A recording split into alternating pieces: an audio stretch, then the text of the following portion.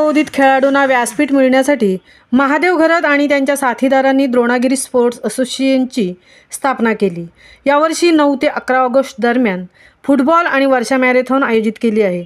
विजेत्या स्पर्धकांना मान्यवरांच्या हस्ते मेडल व प्रमाणपत्र देऊन सन्मानित करण्यात येणार आहे। महामुंबईसह मिलिंद खारपाटील, उरण।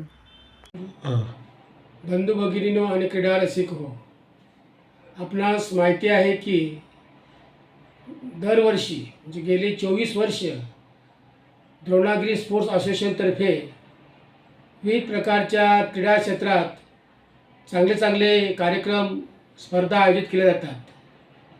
पावसाळ्यामध्ये दरवर्षी मॅरेथॉन व फुटबॉल स्पर्धांचं आयोजन केलं जातं।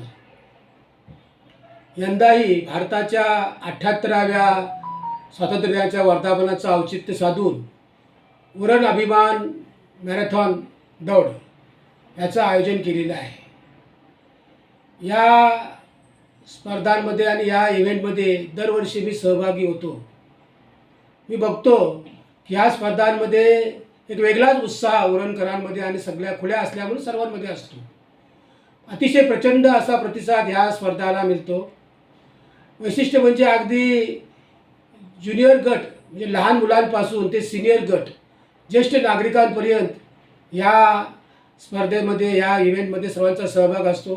अतिशय हजारोंच्या संख्येनं आबालवृद्ध या कार्यक्रमामध्ये सहभागी होतात। अतिशय उत्कृष्ट असं कार्यक्रमाचं नियोजन केलं जातं आणि सर्वसमावेशक याच्यामध्ये उरण तालुक्यातील, शहरातील, ग्रामीण भागातील सर्व समाजसेवक, सर्व इंजिनियर्स, डॉक्टर्स, वकील अगदी जे नामांकित म्हणून आहेत अशा प्रकारचे सर्व समावेशक असा हा कार्यक्रम होत असतो आणि अतिशय सुंदर असा कार्यक्रमामध्ये आपण सर्वांनी सहभागी व्हायचे। मी पण दरवर्षी सहभागी होतो। आपणही सर्वांनी सहभागी होऊन हा कार्यक्रम यावर्षी यशस्वी करण्यामध्ये सहकार्य करावं असं मी आपणास आवाहन करीत आहे।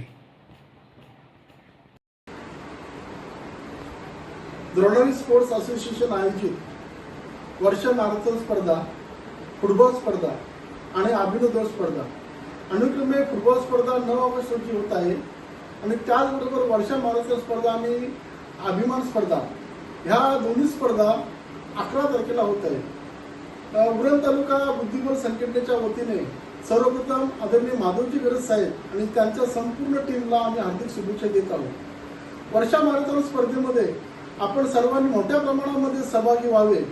त्याचबरोबर फुटबॉल स्पर्धेमध्ये सुद्धा यथोचित आनंद घेऊन आपण एक खेळ हे शांततेसाठी खेळले जातात हा एक संदेश देऊया।